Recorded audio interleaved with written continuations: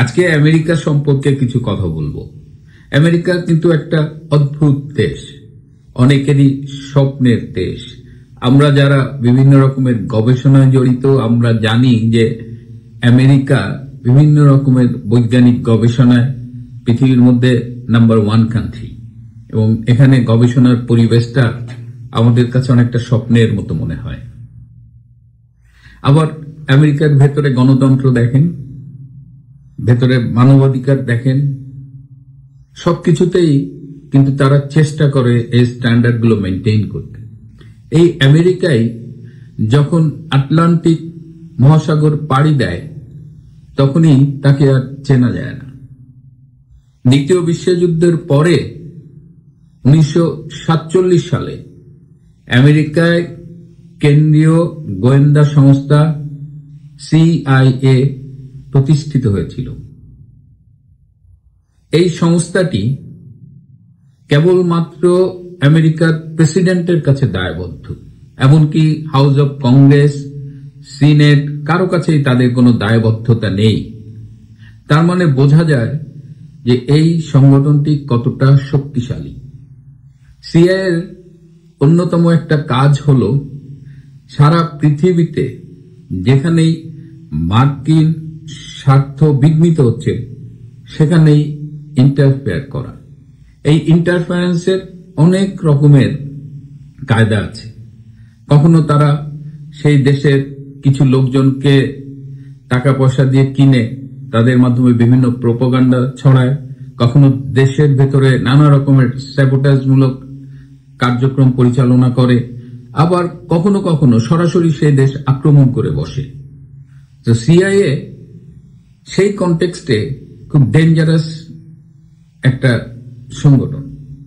এই সংস্থাটি জন্মের পর থেকে কমপক্ষে 30টি দেশের নির্বাচিত এবং জনপ্রিয় সরকারকে উৎখাত করেছে। সে 1953 সালে ইরানের সরকার উৎখাত থেকে শুরু করে সর্বশেষ 2024 সালের আগস্টে বাংলাদেশ সরকারকে উৎখাত করা। এর মধ্যে এমনকি অস্ট্রেলিয়াও আছে 1975-এ, যারা অস্ট্রেলিয়ার একটা সরকারকে বামপন্থী অভিযোগে, মানে সে একটু সোশ্যাল ওয়েলফেয়ার মূলক কার্যক্রম করত, তাকে সরিয়ে দিয়েছিল। সো ইরান ছাড়াও গুয়েতামালা, হাইতি, কম্বোডিয়া, অনেক দেশেই, লাওস, এরকম প্রায় 30টার বেশি দেশে তারা এই আকাম করেছে। আবার রিসেন্টলি ইরাক, লিবিয়া। আবার দেখেন এই যে 80-র দশকে যে ইরান ইরাকের 8 বছরের যুদ্ধ, এই যুদ্ধে ইরাককে কিন্তু এই CIA এর মাধ্যমে আমেরিকাই সমর্থন দিয়েছে। সাদ্দাম হোসেনকে 8 বছর সাপোর্ট করেছে আমেরিকা, সাদ্দাম বাহিনী তৈরিতে সহায়তা করেছে, টোটাল ট্রেন আপ করা, যুদ্ধের স্ট্র্যাটেজিতে হেল্প করা, সবকিছু কিন্তু আমেরিকা করেছে সাদ্দামকে। আবার এই সাদ্দামকে আমেরিকাই ফাঁসিতে ঝুলিয়েছে, ইরাককে দখল করেছে। এই ইরাক অত্যন্ত ধনী একটা দেশ, অথচ এই দেশের অনেকেই শরণার্থী হয়ে ইরাক ছেড়ে চলে গেছে। আমি যে আগে রিজিয়নাল টাউনে থাকতাম, ওয়াগা, সেখানে প্রচুর ইরাকি শরণার্থীরা এসেছে। তাদের অনেকের সাথে আমার কথা হতো এবং দেখে খুব মায়া লাগতো যে কোন জীবনে তারা বাস করত আর এখন কোন জীবনে এসে তারা পৌঁছেছে। আবার যেসব দেশ দখল করে সেই সব দেশের যদি অনেক রিসোর্স থাকে, সেই রিসোর্সের উপর তারা আবার দখল করে নেয়। যেমন ইরাকের তেল, লিবিয়ার তেল, এগুলো যে খোঁজ নেন সব মার্কিন কোম্পানির কেয়ারপে চলে গেছে।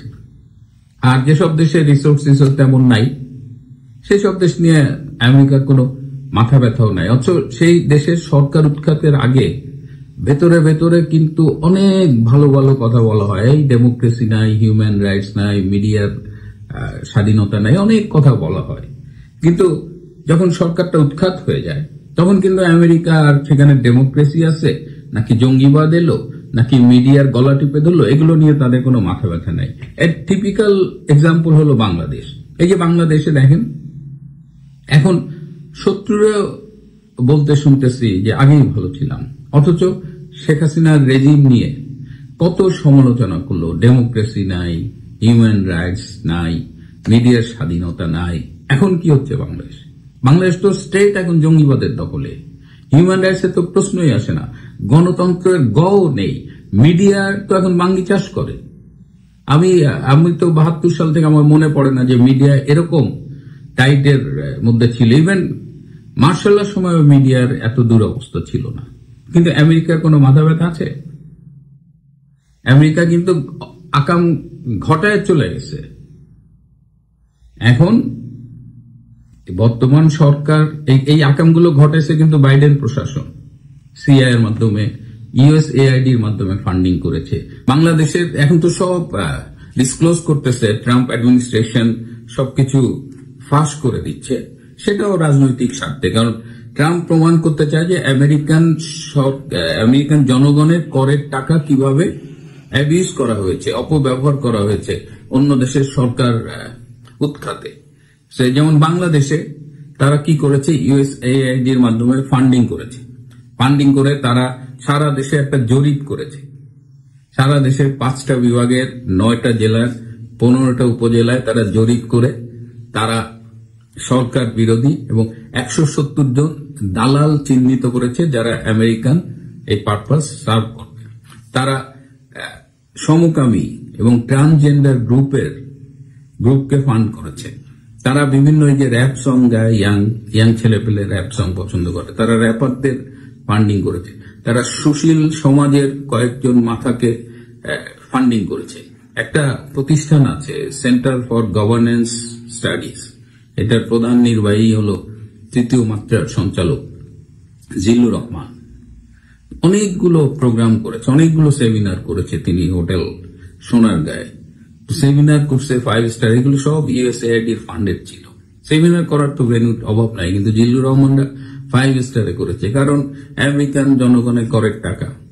আমার খুব অবাক লাগে, এই জিল্লুর রহমান সাহেবকে আমি দেখছি আজকাল মিডিয়ায় এই ছাত্র সমন্বয়কদের বিরুদ্ধে, এই ইউনূসের সরকারের বিরুদ্ধে খুব সোচ্চার। আমি ঠিক বুঝলাম না কনফ্লিক্ট অফ ইন্টারেস্ট বা কোথায় স্বার্থের আঘাত লেগেছে।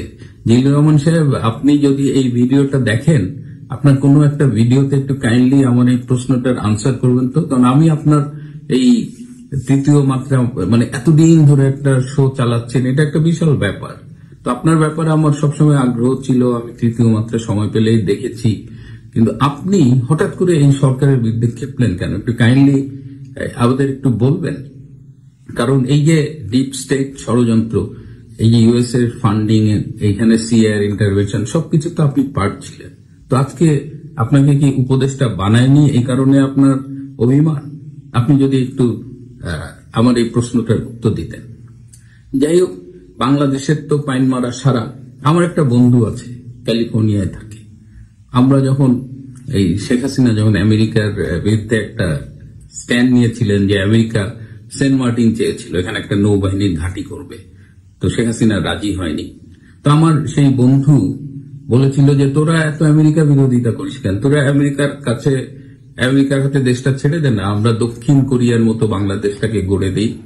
আমি জানি না আমার এই শোটা আমার বন্ধু শুনছে কিনা, কিন্তু আমার খুব জানতে ইচ্ছে করে যে বন্ধু, ডিপ স্টেটের ষড়যন্ত্রে, ইউএস এর ফান্ডিং এ বাংলাদেশের শেখ হাসিনা সরকারকে সরিয়ে দিলা, এখন তো বাংলাদেশ তোমাদের ইচ্ছে মতো মানুষগুলোই চালাচ্ছে, কই দক্ষিণ কোরিয়া হবে না বাংলাদেশ?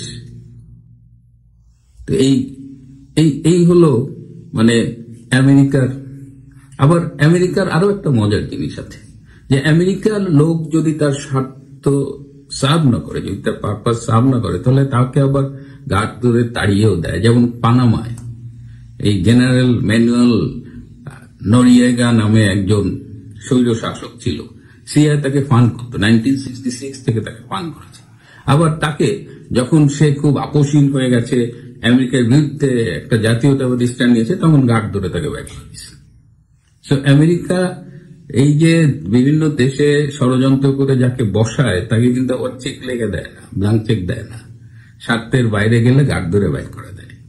কিন্তু যেহেতু বাইডেন প্রশাসন বাংলাদেশের এই সমস্ত আকামগুলোকে প্যাট্রোনাইজ করেছে এবং এখন ডোনাল্ড ট্রাম্প এসেছেন, ডোনাল্ড ট্রাম্প অলরেডি বাইডেনের এই মুখোশ এক্সপোজ করা শুরু করেছেন। সো এখন বাংলাদেশের প্রতি আমেরিকা কি করবে, কি স্ট্যান্ড নিবে, এটা অলরেডি আমরা কিছু আজ পাচ্ছি, কিন্তু এই মাসের মধ্যে আরো ক্লিয়ার হয়ে যাবে। কারণ আমেরিকা কি চায় যে বাংলাদেশ আরেকটা আফগানিস্তান, আরেকটা পাকিস্তানে পরিণত হোক? আমেরিকা কি চায় যে বাংলাদেশের মাধ্যমে এই সাউথ এশিয়ান রিজিয়নে একটা অস্থিতিশীল রাজনৈতিক পরিস্থিতি তৈরি হোক? আমেরিকা কি চায় বাংলাদেশে এই জঙ্গিবাদের উত্থানের মধ্য দিয়ে আমাদের প্রতিবেশী দেশ ভারতের যে 7 সিস্টার স্টেটস গুলো আছে সেখানে এক ধরনের রাজনৈতিক অস্থিতিশীলতা শুরু হোক, এবং এই সামগ্রিক অস্থিতিশীলতা পুরো ইন্দো প্যাসিফিক রিজিয়নে একটা আনরেস্ট তৈরি করবে? আমেরিকা এটা চায় কিনা, এটা আমেরিকার ডিসিশন, আমেরিকাকেই জানাতে হবে।